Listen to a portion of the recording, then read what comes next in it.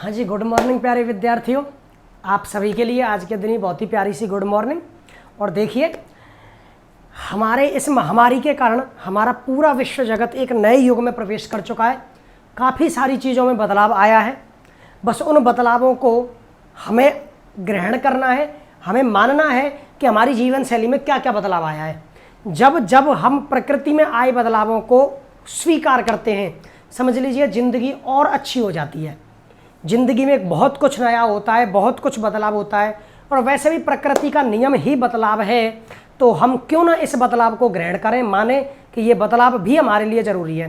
पुरानी कहावत है, ऊपर वाला जो भी करता है अच्छा करता है। तो हम क्यों नहीं मानते कि ये जो प्रकृति में सब कुछ बदलाव हो रहा है वो सब अच्छे के लिए हो रहा है। बस हमें इसको मानना है और अपनी आदतों को भी उसी अनुरूप बदलकर अपने लिए कुछ ना कुछ अच्छा सोचना है। देखिए, फिलहाल आप लोगों को इस सारी बातों का अर्थ केवल एक समझना है कि आप लोगों को फिलहाल इतना समझना है कि प्रकृति ने आप लोगों को बहुत सारा खाली समय दिया है। स्कूल बंद हैं, कॉलेज बंद हैं, कोचिंग्स बंद हैं, कुछ नहीं चल रहा, आपके पास खाली समय है। पूरा दिन 24 आवर्स आप फ्री हो, लेकिन उस 24 आवर्स के टाइम को भी बच्चे किस तरह यूटिलाइज करते हैं, ऊपर वाला ये मौका दे रहा है आपको कि आप ये एनालिसिस कीजिए कि इस टाइम को आप यूज कैसे करोगे। कुछ बच्चे इस टाइम को खाली टाइम में वेस्ट करके यूज कर रहे हैं, लेकिन कुछ बच्चे इसको अपनी पढ़ाई में यूज कर रहे हैं। जो बच्चे इस समय का सदुपयोग कर जाएंगे, समझ लीजिए सफल हो जाएंगे। समझ गए बच्चों? तो मैं यही चाहूँगा कि आप लोग अपने समय का सदुपयोग करें। और मैं आप लोगों से एक रिक्वेस्ट ये भी करूँगा कि चैनल हमारा है, चैनल आपका भी है। आप पढ़ रहे हो तो हमसे ज़्यादा फ़ायदा ये आपके लिए दे रहा है। तो इसलिए इसके लिए जितना कुछ अच्छा आप कर सकें उतना करिए। याद रखिए, ये वीडियो जितने भी बच्चे देखेंगे, सभी के सभी बच्चे इस वीडियो को लाइक करेंगे। लाइक ज़रूर करना है। कुछ बच्चे वीडियो देखकर छोड़ जाते हैं, तो लाइक तो ज़रूर करना ही करना है। हर वीडियो को, जिन वीडियोज़ को आप देखोगे उनको लाइक करना है, शेयर चैनल को करना है, ताकि जल्दी से चैनल के लिए कुछ अच्छा हो सके, जिससे हम आपके लिए भी बहुत कुछ अच्छा कर सकें।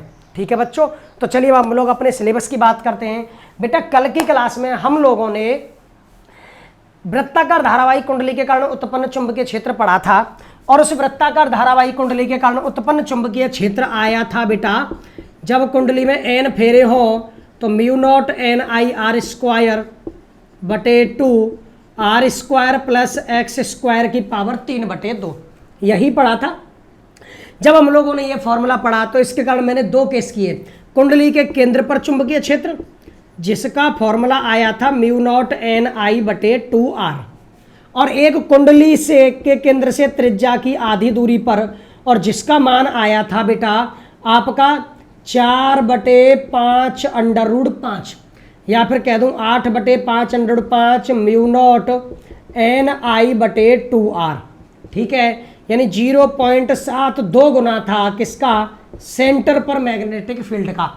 यानी कि कुंडली के केंद्र से त्रिज्या की आधी दूरी पर चुंबकीय क्षेत्र, केंद्र पर चुंबकीय क्षेत्र का 0.72 गुना होता है। यहां तक हम लोगों ने पढ़ लिया था। अब बारी है आगे की। तो आगे मैंने कहा था कि इस दूसरे केस को हम लोग बढ़ाकर पढ़ेंगे। तो इस दूसरे केस में बच्चों अब हमें पढ़ना है, अगला टॉपिक है हेल्महोल्ट्ज कुंडली। आज की क्लास में केवल और केवल आपको हेल्महोल्ट्ज कुंडली कराई जाएगी। गौर से पढ़िए, क्लास का टाइम छोटा रहेगा, छोटी क्लास रहेगी, तो आज की छोटी क्लास को ही आपको ढंग से पढ़ना है। हेल्महोल्ट्ज कुंडली पढ़ के कल की क्लास में स्पेशल आप लोगों को मैं न्यूमेरिकल कराऊंगा। हालांकि चुंबकीय क्षेत्र ज्ञात करने के 2 नियम और कराऊंगा, 2 प्रयोग, और 2 प्रयोग करा के छोटे से, मतलब 2-2 लाइन के 2 प्रयोग है, फिर केवल न्यूमेरिकल करेंगे। इसलिए कल की क्लास के लिए तैयार हो जाइए। आज तक मैं जितना कुछ पढ़ाऊं उसे सबको पढ़िए, रिवाइज कीजिए, फॉर्मूले याद कीजिए। सबके न्यूमेरिकल में कल की क्लास में कराने वाला हूं। ठीक है बच्चों? तो देखिए, टॉपिक है हेल्महोल्ट्ज कुंडली। देखो, हेल्महोल्ट्ज कुंडली में क्या होता है।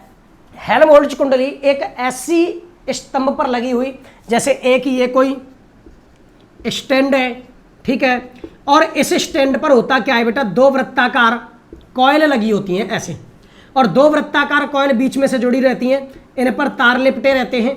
ठीक है, होता क्या है, इन दोनों कॉइलों में समान फेरे होते हैं तारों के, इन दोनों की त्रिज्या भी समान होती है, और इन दोनों के केंद्र के बीच की दूरी इनकी त्रिज्या के बराबर होती है। क्लियर? समान मान की धारा प्रवाहित होती है, तो इसके कारण इनके केंद्र पर चुंबकीय क्षेत्र अधिकतम उत्पन्न होता है। इन दोनों कुंडलियों के मध्य स्थान पर अधिकतम चुंबकीय क्षेत्र उत्पन्न होगा। तो अब इस चुंबकीय क्षेत्र को हमें ज्ञात करना है। ये वाला उपकरण आपको लैब में मिल जाएगा। तो देखिए, हेल्महोल्ट्ज कुंडली में 2 वृत्ताकार धारावाही कुंडलियां होती हैं बेटा। हेल्महोल्ट्ज कुंडली में 2 वृत्ताकार धारावाही कुंडलियां होती हैं जिनकी त्रिज्या एक समान होती है, जिनकी त्रिज्या एक समान होती है, ठीक है, और इनके बीच की दूरी भी त्रिज्या के बराबर होती है। 2 कुंडलियां, ठीक है, दोनों कुंडलियों की त्रिज्या समान और इनके बीच की दूरी भी त्रिज्या के ही बराबर, ठीक है। इन दोनों कुंडलियों पर जो तार लिपटे रहते हैं, दोनों कुंडलियों पर जो फ्रेम पर तार लिपटे रहते हैं समान मात्रा में होते हैं, यानी फेरों की संख्या समान, और उनमें प्रवाहित धारा भी समान होती है बेटा। उनमें प्रवाहित धारा भी कैसी होती है? समान।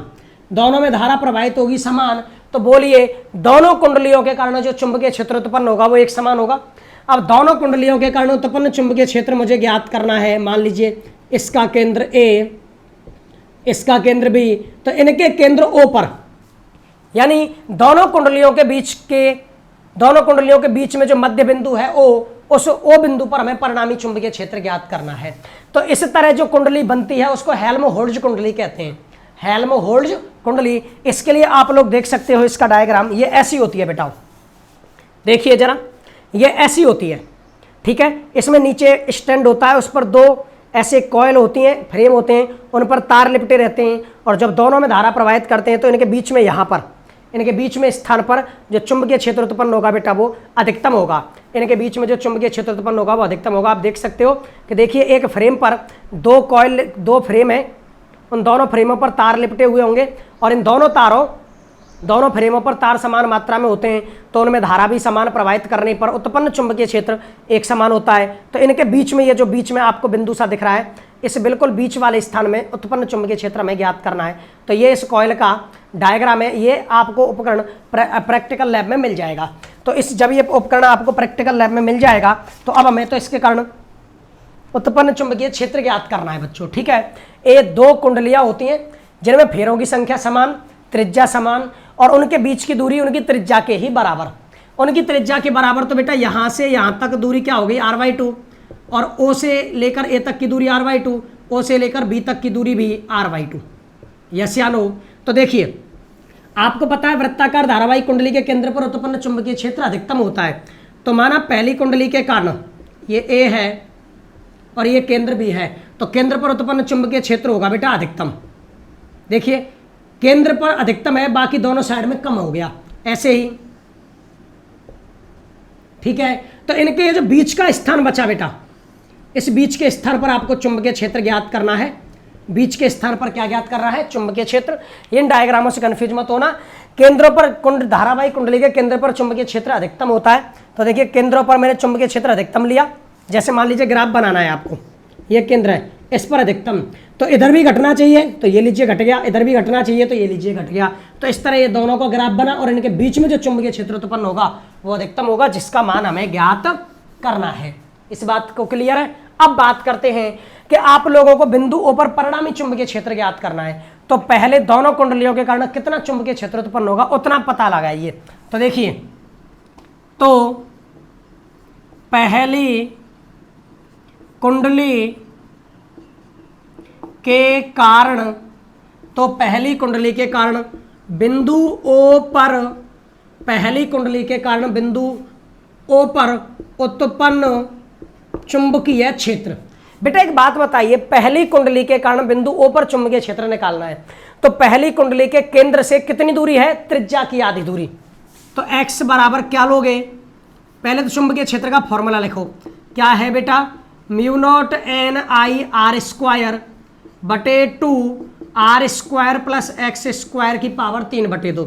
तो बोलिए x बराबर क्या लोगे? r/2, क्योंकि बिंदु O की केंद्र से दूरी क्या है? r/2। x बराबर r/2 लेने पर, तो जैसे पहला चुंबकीय क्षेत्र B1 μ0 N I r² r² plus x² तो बेटा क्या हो गया? r²/4 का हो 3/2। अब आप इसको कैलकुलेट कर चुके हो, इसको कैलकुलेट कर चुके हो, ये निकला था बेटा 4/5 √5 μ0 N I/r। इस फॉर्म को आप कैलकुलेट कर चुके हो कि एक वृत्ताकार धारावाही कुंडली के केंद्र से उसकी त्रिज्या की आधी दूरी पर चुंबकीय क्षेत्र 4/5 म्यू नॉट NI/R ये निकला था समीकरण नंबर 1। क्लियर। अब आप बताइए, अब दूसरी कुंडली के कारण, अब दूसरी कुंडली के केंद्र से भी बिंदु O की दूरी क्या है, R/2, उतनी ही दूरी है, तो फिर वही चुंबकीय क्षेत्र वही रहेगा। चुंबकीय क्षेत्र का मान क्यों नहीं बदलेगा, क्योंकि दोनों की त्रिज्या समान, दोनों में धारा भी समान और फेरे भी समान। तो इसी प्रकार दूसरी कुंडली के कारण, इसी प्रकार दूसरी कुंडली के कारण उत्पन्न चुंबकीय क्षेत्र, इसी प्रकार दूसरी कुंडली के कारण उत्पन्न चुंबकीय क्षेत्र, बोलिए B2 बराबर सेम उतना ही रहेगा क्योंकि दूरी R/2 है, तो बोलिए 4/5 mu naught NI/R, mu naught NI/R। अब इस कुंडली के कारण उत्पन्न चुंबकीय क्षेत्र है बेटा B1 और इस कुंडली के कारण उत्पन्न चुंबकीय क्षेत्र है B2। ये किसका मान है बेटा B1 का और ये किसका मान है B2 का। आपको परिणामी चुंबकीय क्षेत्र B निकालना है तो दोनों को जोड़ोगे, यानी यहाँ पर जो परिणामी चुंबकीय क्षेत्र उत्पन्न होगा वो दोनों का सदिश योग उत्पन्न होगा। यही बात लिखी हुई है मैंने, क्योंकि सदिश राशि है तो हेल्महोल्ट्ज कुंडली में उत्पन्न परिणामी चुंबकीय क्षेत्र दोनों कुंडलियों के कारण उत्पन्न चुंबकीय क्षेत्रों का सदिश योग होता है। तो आपके हेल्महोल्ट्ज कुंडली में उत्पन्न परिणामी चुंबकीय क्षेत्र, बेटा हेल्महोल्ट्ज कॉइल में नेट मैग्नेटिक फील्ड कितना जनरेट होगा, तो B बराबर, दोनों को जोड़ोगे B1 प्लस B2, तो B बराबर, B1 का मान है 4/5 म्यू नॉट NI/R। बेटा B2 का मान क्या है, वही 4/5 और बेटा म्यू नॉट NI/R। क्लियर है। आगे कैलकुलेट करूंगा, ज़्यादा नहीं है, बस 2 लाइनें और बची हुई हैं, आपका टॉपिक भी खत्म हो गया। तो बस एक बार रिपीट कर देते हैं। हेल्महोल्ट्ज कुंडली एक ऐसा प्रायोगिक उपकरण है जिसके द्वारा हम अधिकतम चुंबकीय क्षेत्र उत्पन्न करते हैं। इसमें क्या होता है, 2 फ्रेमों पर तार लपेटे जाते हैं तांबे के, ठीक है, जिनसे कुंडली बनाई जाती है। दोनों फ्रेमों की त्रिज्या समान, यानी कुंडलियों की त्रिज्या समान, उनके बीच की दूरी त्रिज्या के बराबर, ठीक है, और दोनों में धारा भी समान प्रवाहित होती है, तो दोनों के कारण उत्पन्न चुंबकीय क्षेत्र अधिकतम होता है। अब इस कुंडली के कारण जो इनके बिल्कुल मध्य स्थान में चुंबकीय क्षेत्र ज्ञात करना है, तो इनके बिल्कुल मध्य स्थान में उत्पन्न परिणामी चुंबकीय क्षेत्र दोनों कुंडलियों के कारण उत्पन्न चुंबकीय क्षेत्रों का सदिश योग होगा, या सामान्य योग कर दो, कोई फर्क नहीं पड़ेगा। सदिश रूप है तो सदिश योग कर देते हैं, नहीं तो सामान्य योग कर देते हैं। अब जिस बिंदु पर आपको चुंबकीय क्षेत्र ज्ञात करना है वो प्रत्येक कुंडली के केंद्र से त्रिज्या की आधी दूरी पर है, त्रिज्या की आधी दूरी पर है, R/2 दूरी और R/2 दूरी, समझ गए। तो आपको परिणामी चुंबकीय क्षेत्र ज्ञात करना है इस फॉर्मूले से। पहली कुंडली के कारण R/2 दूरी पर तो x का मान R/2 रखा। अब ये केस हम लोग दूसरे केस में सॉल्व कर चुके हैं पिछले टॉपिक में, तो बस उससे हम लोगों ने डायरेक्ट फॉर्मूला लिखा 4/5 म्यू नॉट NI/R। कन्फ्यूज मत होना, अगर ये पेपर में आ जाता है तो आप इसको डायरेक्ट ऐसे लिख सकते हो, नंबर नहीं काटे जाएंगे, इसमें नंबर नहीं काटे जा सकते। कहीं आप ये सोच रहे हो कि सर वहाँ पर तो कैलकुलेट किया था, हम यहाँ पर डायरेक्ट लिखेंगे कि पेपर में आ गया तो नंबर तो नहीं कटेंगे। आपकी इच्छा है, आप इसको कैलकुलेट करके लिखना चाहोगे यही आएगा, नहीं लिखना चाहते, डायरेक्ट लिखना चाहते हो तो भी नंबर नहीं कटेगा, टेंशन नहीं लेनी है, ठीक है बेटा। उसके बाद दूसरी कुंडली के केंद्र से भी इस बिंदुओं की दूरी वही R/2 है, तो उत्पन्न चुंबकीय क्षेत्र इतना ही। परिणामी चुंबकीय क्षेत्र ज्ञात करने के लिए दोनों को जोड़ दिया। क्लियर है। अब आगे कैलकुलेट करूँ उससे पहले आप इसको नोट कर लीजिए। चलिए फटाफट से फिर हम लोग आगे बढ़ जाते हैं बेटा। आप लोग वीडियो पॉज करके नोट करोगे, मैं इसको मिटा देता हूं बेटा।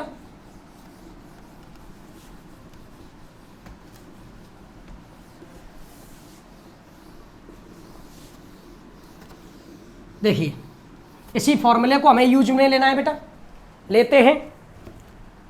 तो आगे बढ़ाते हैं बेटा इस फॉर्मूले को, 4/5 mu naught NI/R, 4/5 mu naught NI/R, दोनों एक जैसे हैं तो 2 गुना हो गया, 2 गुणा 4/5 म्यू नॉट NI/R। तो फिर बोलिए हेल्महोल्ट्ज कुंडली के कारण उत्पन्न चुंबकीय क्षेत्र 8/5 म्यू नॉट NI/R। ये आ गया परिणामी फॉर्मूला निकल के। लेकिन मुझे ये बनाना है बी सेंटर के रूप में, यानी केंद्र पर उत्पन्न चुंबकीय क्षेत्र वाले फॉर्मूले के रूप में। तो या आप ऐसा कीजिए, 2 का गुणा कर दीजिए और 2 का भाग, 2/5/5 जैसे पिछले टॉपिक में किया था, 2 का गुणा किया और 2 का भाग दे दिया, μ0 Ni/2r, μ0 Ni/2r। तो बताइए b बराबर बेटा ये हो गया 16/5/5 और μ0 Ni/2r क्या होता है, बी सेंटर। क्या होता है, बी सेंटर। या मैं ऐसे लिख दूं बेटा, बी हेल्महोल्ट्ज कॉइल के कारण उत्पन्न चुंबकीय क्षेत्र 16/5/5, 16/5/5 का मान आएगा बेटा 1.432। कैलकुलेट कर लेंगे अपन लोग, 1.432 किसका बेटा, बी सेंटर का। आपको याद है, आपका किसी वृत्ताकार धारावाहिक कुंडली के कारण जो चुंबकीय क्षेत्र है, मैंने यहां पर इन दोनों को जोड़ा, जोड़ के 2 का गुणा 2 का भाग किया, क्योंकि मुझे ये फॉर्मूला बनाना है। चूंकि हम लोग जानते हैं वृत्ताकार धारावाहिक कुंडली के केंद्र पर चुंबकीय क्षेत्र का फॉर्मूला μ0 Ni/2r। फॉर्मूले आपको मजबूरी में याद करने पड़ेंगे, क्योंकि ये फॉर्मूले हमारे बहुत काम के, आगे बहुत काम में आएंगे। तो आप लोगों ने देखा होगा कि एक वृत्ताकार धारावाहिक कुंडली के कारण जो चुंबकीय क्षेत्र उत्पन्न होता है वो केंद्र पर अधिकतम होता है। लेकिन अब हमने एक ऐसा उपकरण बना दिया, हेल्महोल्ट्ज कॉइल, जिसमें उत्पन्न चुंबकीय क्षेत्र केंद्र पर चुंबकीय क्षेत्र का लगभग 1.5 गुना, लगभग 1.5 गुना। तो चुंबकीय क्षेत्र बढ़ाया, नहीं बढ़ा, बढ़ गया। तो हम लोगों को चुंबकीय क्षेत्र बढ़ाना था, इसलिए हम लोगों ने बेटा हेल्महोल्ट्ज कॉइल बनाई। तो अब नीचे लिख देते हैं, तो अतः हेल्महोल्ट्ज कुंडली के मध्य क्षेत्र में, कुंडली के मध्य क्षेत्र में उत्पन्न चुंबकीय क्षेत्र कुंडली के केंद्र पर उत्पन्न चुंबकीय क्षेत्र, केंद्र पर उत्पन्न चुंबकीय क्षेत्र का 1.432 गुना होता है, 1.432 गुना होता है। यस या नो। तो यहां पर आकर आपकी हेल्महोल्ट्ज कॉइल कंप्लीट हो जाती है। तो यहां से हमें एक ही बात का पता चलता है कि आपकी हेल्महोल्ट्ज कुंडली के कारण जो चुंबकीय क्षेत्र उत्पन्न होता है वो अधिकतम होता है। और बेटा हेल्महोल्ट्ज कुंडली में जो चुंबकीय क्षेत्र उत्पन्न होगा मध्य भाग में, वो केंद्र पर जो चुंबकीय क्षेत्र उत्पन्न हो रहा है उसका लगभग 1.5 गुना, तो चुंबकीय क्षेत्र बढ़ गया। इसलिए बेटा हेल्महोल्ट्ज कॉइल का उपयोग किया जाता है। हेल्महोल्ट्ज कॉइल का उपयोग वहां करेंगे जहां पर हमें अधिकतम चुंबकीय क्षेत्र उत्पन्न करना होता है। अब सुनिए बेटा, ये टॉपिक आप लोगों ने आराम से पढ़ा, समझा। मैं चाहूं तो आज की क्लास में आप लोगों को न्यूमेरिकल करा सकता था, लेकिन मैं चाहता हूं, क्योंकि आप लोग जानते हो थ्योरी के अलावा न्यूमेरिकल बेसिक पॉइंट होता है। 56 नंबर का पेपर आएगा आपका एनुअल, और 56 नंबर के पेपर में से कम 10 या 12 नंबर के न्यूमेरिकल आएंगे। तो बेटा हम उनको हल्के में नहीं ले सकते। मैंने आपको हर चैप्टर में बहुत अच्छे तरीके से न्यूमेरिकल कराए हैं, और लेकिन इस चैप्टर में मैं न्यूमेरिकल अलग तरीके से कराना चाहता हूं, क्योंकि ये चैप्टर भी उनसे अलग टाइप का है। जैसे मैंने अब तक जो भी फॉर्मूले कराए हैं, मैं कल की क्लास में आपको स्पेशल एक छोटा सा टॉपिक करा के 5 मिनट का फिर आपको न्यूमेरिकल कराऊंगा। ठीक है, तो आप लोगों को बड़े आराम से धीरे धीरे न्यूमेरिकल समझाऊंगा, तो आपको न्यूमेरिकल समझ में भी अच्छे आ जाएंगे और आपको लापरवाही भी नहीं होगी, परेशानी भी नहीं होगी आपको। तो बेटा मैं यही चाहता हूं कि आप लोग कल की क्लास को पूरा देखें। कुछ बच्चे लापरवाही में छोड़ जाएंगे, न्यूमेरिकल क्या देखेंगे बाद में देख लेंगे, ना, न्यूमेरिकल की क्लास तो बहुत इंपॉर्टेंट है, थ्योरी से ज़्यादा इंपॉर्टेंट होती है, वो देखनी है। देखिए आप आराम से पढ़िए, कल की क्लास में मैं आपको न्यूमेरिकल बहुत अच्छे तरीके से कराऊंगा। इस चैप्टर के न्यूमेरिकल पढ़ने में आपको बहुत मजा आएगा, मेरा वादा है आपसे। तो बस कल की क्लास का इंतजार कीजिए, आज की क्लास को ढंग से पढ़िए, समझिए। और बेटा इतनी हमारी आपसे रिक्वेस्ट है कि चैनल को जितना ज़्यादा हो सके उतना ज़्यादा शेयर कीजिए, ताकि हमारे सब्सक्राइबर बढ़े, और चैनल हर वीडियो को लाइक जरूर करें। समझ गए बच्चों? तो आप सभी के लिए हमारी तरफ से धन्यवाद। आप लोग पढ़िए और बेहतर भविष्य बनाइए। ओके बच्चे, थैंक यू।